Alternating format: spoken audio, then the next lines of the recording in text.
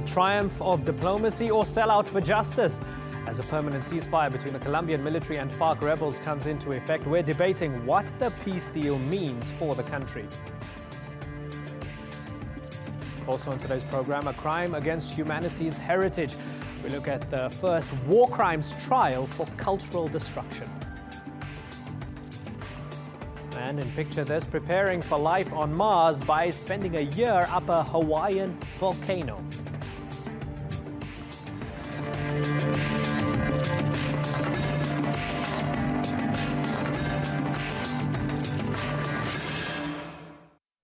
Hello and welcome to the Newsmakers with me, Imran Garta. It's been Latin America's longest running conflict, but after more than 5 decades of fighting, which claimed more than 200,000 lives, the war between the Colombian state and leftist FARC rebels has ended, officially at least. 4 years of peace negotiations culminated in a deal that was signed last week, and on Monday morning, a permanent ceasefire came into effect. It's been called a momentous moment in Colombia's history, although the deal still has to be approved by the Colombian people in a referendum. And even if it passes that test, implementing the agreement will be an enormous challenge. Our newsmaker today is the Colombian peace deal, as we ask whether it's too soon to celebrate.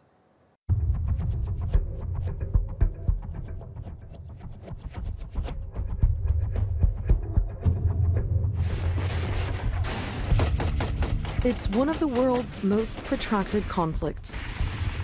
52 years of fighting between Marxist rebels calling themselves the Revolutionary Armed Forces of Colombia and the country's government. The violence has claimed more than 220,000 lives and forced millions from their homes. But after years of intense talks, the old enemies have now declared a permanent ceasefire and sealed a peace deal to put an end to the war.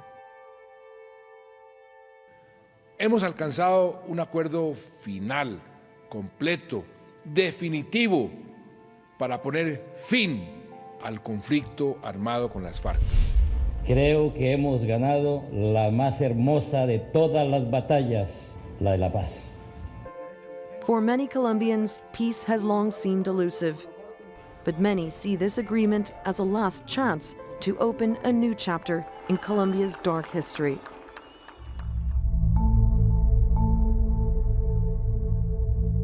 So here's the deal on the deal. A ceasefire has already been signed between the FARC and the Colombian government, so the fighting has officially ended. The rest of the agreement focuses on key areas, like working together to end the drug trade, allowing FARC rebels to enter politics, ensuring that victims of war get the aid and support that they need, developing and investing in rural and farming communities, and perhaps one of the most controversial areas, the setup of a transitional justice system that can try both members of the FARC and the Colombian military for crimes committed during the war.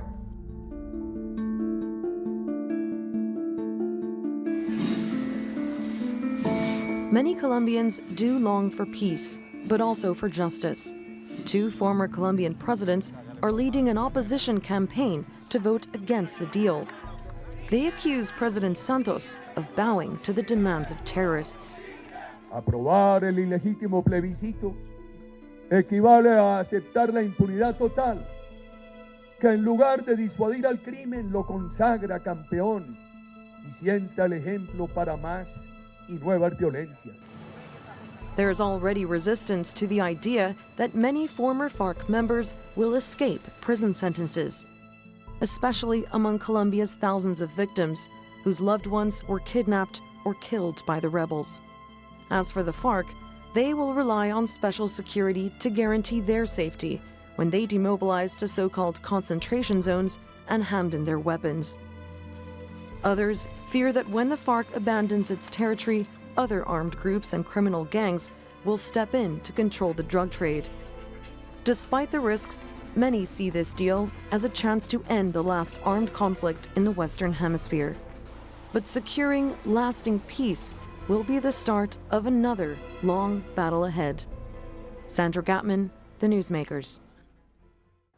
Joining me now from Bogota is Senator Paloma Valencia from the opposition Democratic Center Party, which is against the deal, and Professor Jochen Kleinschmidt from Del Rosario University. Thanks both of you for joining us. Senator Paloma Valencia, let me start with you. So after 52 years, there's a ceasefire. Many are breathing a sigh of relief. They say, finally, here's a chance at peace. But you're against the deal. Why are you against the deal? Colombia has had 10 peace deals in the last years, and even though we have a lot of violence. So the first question you may ask as a Colombian is why we're trying a recipe that had failed many times and for a long period. We fear that this deal is avoiding the compromise with justice. Criminals that committed crimes against humanity will not pay jail for their atrocities. And we feel that this is an invitation for them to perpetrate more crimes.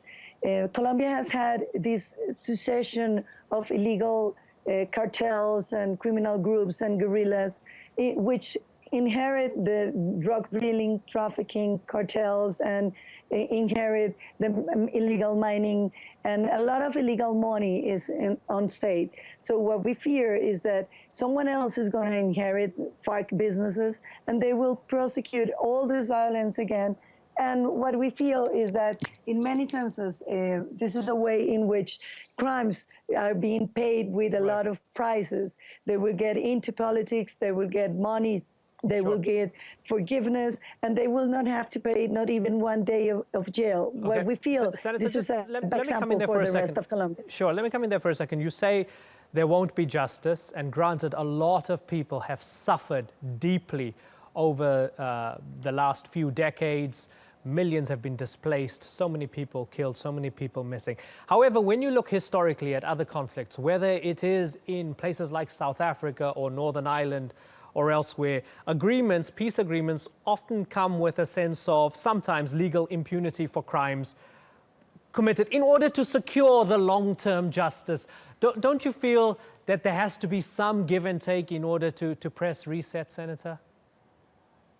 Yeah, but I think that give and take should be a very just point, because otherwise you're going to be in the path of El Salvador, who also made a peace agreement with the guerrillas in basis of impunity, and now they have been replaced by Las Maras, a criminal band who has made El Salvador one of the violent countries, more violent countries in the world. They have 300,000 people displaced in a very small population of 6.5 million people, and they are again against these huge maras, and they don't know what to do, because you give a bad example for the other criminals, which they think if they forgive those, they have to forgive us. Sure, okay. If they give everything for them, they're going to give it for us. Senator, I want to bring in Jochen Kleinschmidt. Jochen, the senator doesn't believe the deal is a good thing. She's worried about what's going to happen down the line.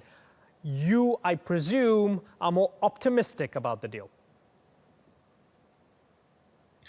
Well, I don't deny that there are huge challenges. Obviously, the implementation of this agreement in all its security, economic, judicial, and political aspects will be very challenging.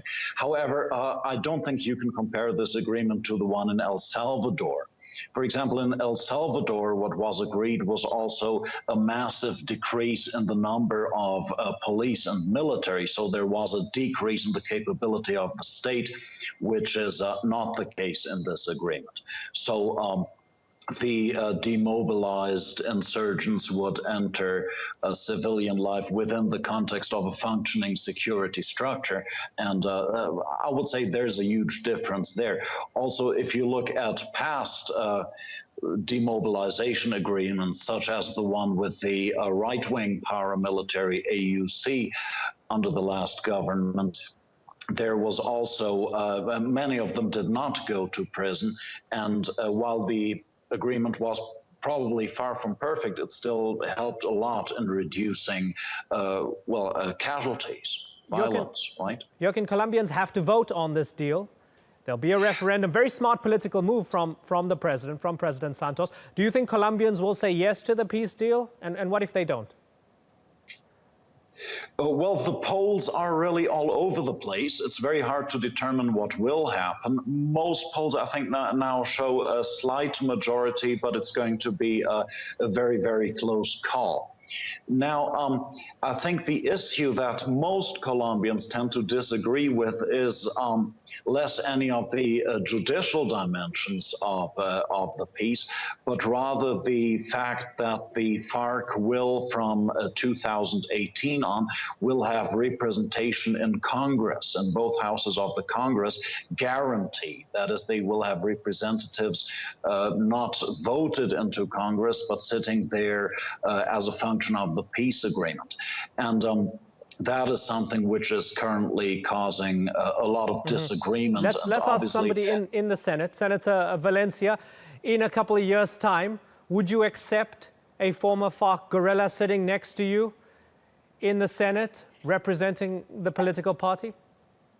I think that's a very hard thing to do, because all the victims of Colombia will feel they didn't pay jail and now they're going to be political figures not having even votes. You will have senators that have votes and senators that have killed a lot of people. So I don't feel this is a way you can build, in which you can build a good peace process. This is horrendous for the people who has suffered a lot by. So I think FARC could make politics, but you shouldn't be allowing them to have it for free without votes, and you shouldn't be allowing them to get criminals that committed crimes against humanity in political posts, because we would like a democracy with good people. Senator, is there a way to adjust or tweak the deal to make it more palatable to you, for you to be on board and to be happy without tearing it up completely? Absolutely. That's why we're looking forward. We were voting no, but saying that we want to maintain the negotiation in the Havana, and there will be all the guarantees they have and they had. And we wanted to renegotiate the things that Colombians feel are unjust and that wouldn't be things that contribute for the Colombian peace in the future. Jochen, looking at some of the, I guess, other issues that have emerged as a result of the peace deal and the ceasefire, there have been reports that suggest that dissident members of the FARC have begun reconstituting in Ecuador. And we're also hearing from the ELN, the National Liberation Army, the second largest rebel group. You know, they don't want peace and they're promising to escalate. Do those worry you on a deep level? Yes, those are worrying to a large degree. I mean, the cocaine trafficking routes that the FARC have been controlling that are very profitable, those are not going to disappear with the peace agreement. And what we might be seeing is dissident FARC members like those of the First Front that have already declared they will not accept the peace agreement, and they have left essentially the FARC in the process. We might see those taking over. We might see criminal groups moving into those areas. We might see, at least in the beginning, a certain degree of instability and perhaps even increased violence due to the uncertainty generated in the criminal sphere. Senator Valencia, Senator Valencia, I wish we could get the FARC on the program, but unfortunately we could not get them to represent themselves on the program. But if you had a message for FARC leader Rodrigo Londono, what would it be? It would be that if he wants to be forgiven for all the harm he committed against the Colombians, he will have to pay jail. He have to ask for forgiveness, and he will have to understand that what they have done, it was wrong. Okay, Senator Paloma Valencia and Jochen Kleinschmidt, it's been a pleasure having you both on the program. Thank you very much. Thank you so much. Thank you. Coming up next on the Newsmakers, a former Al-Qaeda fighter in Mali says sorry for destroying some of Timbuktu's most ancient treasures. We ask whether his landmark war crimes trial at The Hague could set a precedent for combating cultural destruction. And in picture this, an endurance test that's out of this world. 6 people for 1 year in a tiny dome on a Hawaiian volcano, all in the name of space research.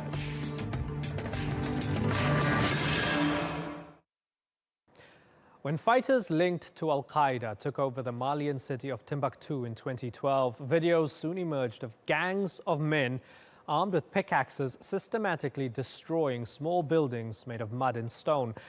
But these buildings were ancient mausoleums dating back more than 600 years to the time when Timbuktu was a great center for culture and learning. And now one man who's admitted to leading this destruction is facing justice. Ahmed Al-Fadi Al-Mahdi pleaded guilty at the International Criminal Court last week. Christine Paravalakis has more.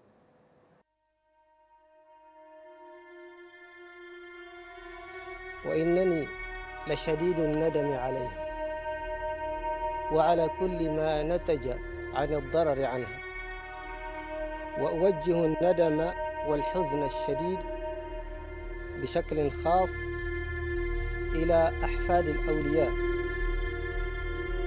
الذين قمت بهدم أضرحتهم. The mosques and mausoleums of Timbuktu were considered the great treasures of sub-Saharan Africa.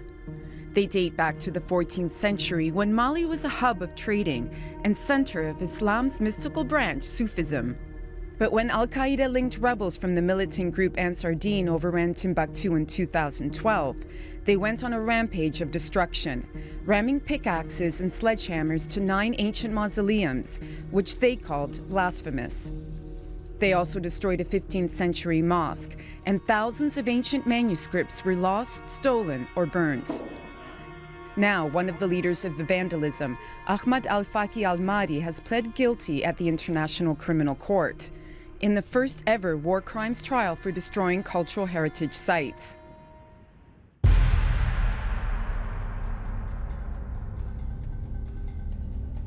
More than 350,000 people were displaced by the conflict between the Malayan government and Ansar Dine militants. The rebels were finally pushed out of Timbuktu in 2013 after the intervention of French forces. Al-Mahdi was arrested in neighboring Niger and sent to The Hague last September. He faces a maximum sentence of 30 years, but will likely receive less than half of that after cooperating with the court. But some are wondering why the ICC is focusing on Mali's cultural destruction rather than going after those responsible for atrocities directed at people. Nous voudrions que Madame la procureure générale continue ses investigations sur d'autres crimes. Des crimes, par exemple, des crimes relatifs aux violences sexuelles, au mariage forcé, au viol, aux tortures.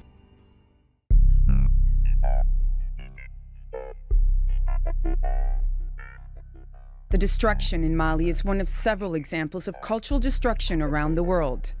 Daesh has blown up monuments in the Syrian city of Palmyra. No Taliban or al-Qaeda leader has been charged for the destruction of the Buddhas of Bamiyan in Afghanistan in 2001. And the Khmer Rouge genocide trials failed to deal with the looting of Cambodia's Hindu temples. No one has been brought to justice for these crimes, but the ICC and cultural experts hope that can now all change. Al-Mahdi may be the first person to go on trial for the war crime of cultural destruction, but with the ICC now taking a tougher stance on crimes like these, he's unlikely to be the last. Christine Paravalakis, The Newsmakers. Well, joining me now from The Hague in the Netherlands is Fadi el Abdallah, who's the spokesman for the International Criminal Court. Mr. Abdallah, thanks a lot for joining us. How important is this trial to you? The trial against Ahmed Al-Fadi Al-Mahdi represents several major characteristics that makes it special and very important for the ICC. It is the first trial before the International Criminal Court regarding the situation in Mali. It's also the first trial before the ICC where the accused has publicly admitted his guilt. And it's also the first international trial that is focusing only on the war crime of destruction of historic monuments and buildings dedicated to religion. As such, it is a message to the people in Mali, and especially in Timbuktu, that attacks against their identity symbols and cultural heritage will not remain unpunished, that justice is there for them. And it's also an occasion to draw the attention of everyone all around the globe that this type of attacks under the international law constitutes war crimes. They cannot be tolerated and they cannot remain unpunished. This man himself fascinates me, Ahmed al-Faqi al-Mahdi, fighter from Ansar Deen, affiliated to Al-Qaeda, very remorseful, cooperative, handed himself in, has pleaded guilty. It's an anomaly, as you mentioned, because it's the first time somebody's actually said, hey, I did it. What sort of new challenges does it, bring to light? Because historically, whether from the former Yugoslavia or other parts in Africa, the accused has always doubled down in terms of innocence and usually concocted narratives involving grand conspiracies against them. How helpful has it been that he's been so cooperative? Well, they have been before international tribunals before, similar trials where accused have pleaded guilty. However, it's the first time that arrives before the International Criminal Court. Basically, the defense and the accusation have managed to find an agreement by which they have been an agreement that the prosecutor will ask for a sentence that is between 9 and 11 years, and that both parties will accept this if the judges decide so, because the judges are not bound by this agreement. The prosecution considers that they had enough evidence in any case in order to convict the accused, but the accused also found that he has his own interest in actually admitting his guilt, in presenting his excuses, and in cooperating with the court. This is a matter that the prosecutor had asked the judges to take into consideration as well at the moment that the potential sentence will be delivered, meaning on the 27th of September of this year. Do you think that this might increase the likelihood of Daesh fighters, for example, being in the dock for the destruction of Palmyra?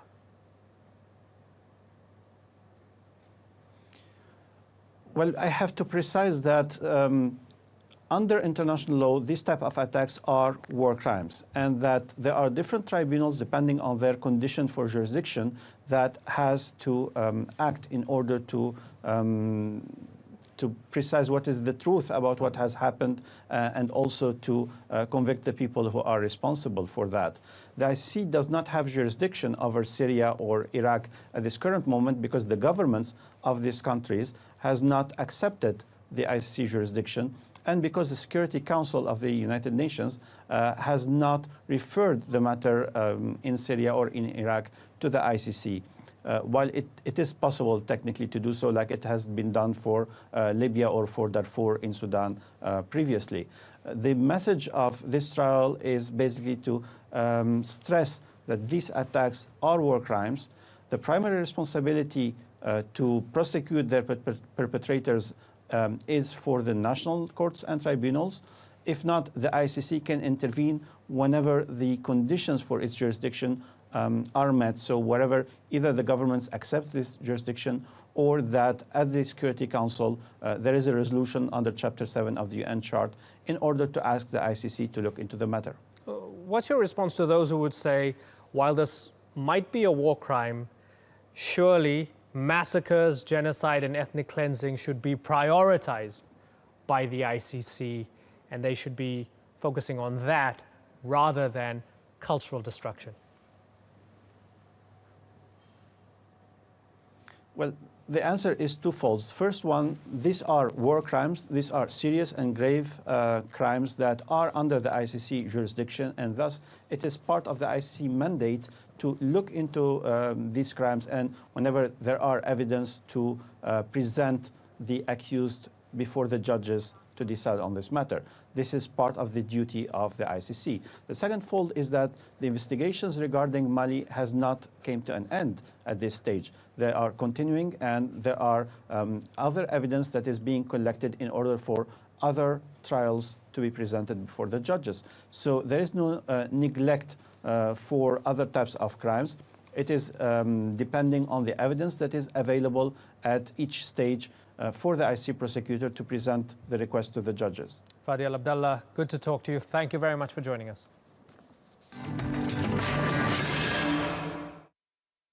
In today's picture this, it hasn't quite been life on Mars, but it's been as close as possible. A team of 6 scientists have finally emerged from a small dome high up on a volcano in Hawaii. They've been there for a year as part of an experiment by NASA to simulate what life would be like if or when humans reach the red planet. Let's take a look.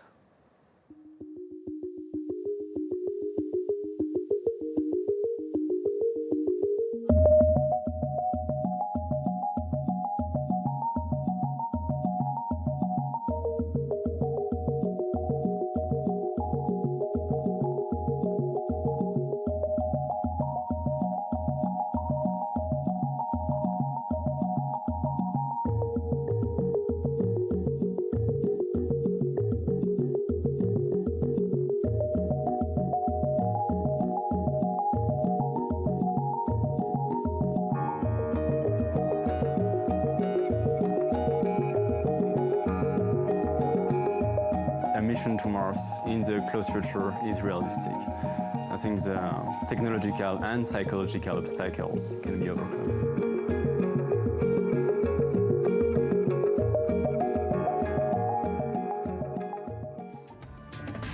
Our newsmaker today was the Colombian peace deal, praised by many as a triumph that will finally end one of the world's most protracted conflicts.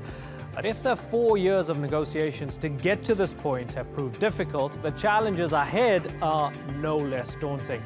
An opposition senator told us it's a bad deal, which fails to bring justice for the hundreds and thousands of victims of the conflict. We also heard about the intense efforts of negotiators to produce a deal that will stick.